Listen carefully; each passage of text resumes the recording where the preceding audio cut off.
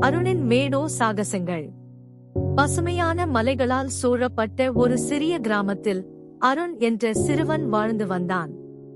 அவரது ஜட்கரப்பு முடி மற்றும் பிரகாசமான ஆர்வமுள்ள கண்களால் அவர் எப்போதும் தன்னைச் சுற்றியுள்ள உலகத்தை ஆராய ஆர்வமாக இருந்தார். ஒவ்வொரு பிற்பகலும் பள்ளிக்குப் பிறகு அருண் தனது ஓய்வு நேரத்தின் உற்சாகத்தால் தூண்டப்பட்டு தனது வீட்டு பாடத்தை விரைவாகச் செய்வார். அருண் தனது ஓய்வு நேரத்தை தனது வீட்டின் பின்னால் மறைக்கப்பட்ட புல்வெளியில் செலவிட விரும்பினார். காட்டுப்பூக்கள் மற்றும் உயரமான புற்கள் நிறைந்த புல்வெளி அவரது ரகசிய சரணாலயமாக இருந்தது. கையில் ஒரு சிறிய மரக்குச்சியுடன் அவர் தன்னை ஒரு துணிச்சலான ஆய்வாளர் என்று கற்பனை செய்தார்.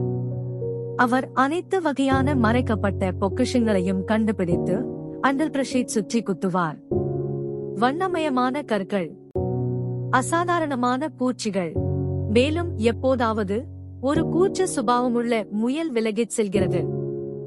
அவரது சிறந்த நண்பர் பாலு என்ற அழகான நாய் எல்லா இடங்களிலும் அவரை பின்தொடர்ந்தது. ஒன்றாக அவர்கள் பட்டாம்பூச்சிகளை துரத்தி மென்மையான சரிவுகளில் உருண்டு மகிழ்ச்சியுடன் சிரித்து குறைப்பார்கள். சில நேரங்களில் அருண் தனது முதுகில் படுத்து மேகங்களை பார்த்து தொலைதூர நிலங்கள் மற்றும் வீரச் செயல்களை பற்றிய கதைகளை நெசவு செய்வார்.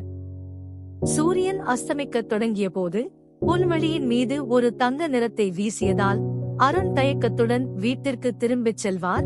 பாலு தனது பக்கத்திலேயே நடந்து செல்வார். இந்த எளிய ஆனால் மாயாஜால தருணங்கள் அவரது இதயத்தை மகிழ்ச்சியால் நிரப்பி அவரது சாகச கனவுகளுக்கு எரிபொருளாக அமைந்தது.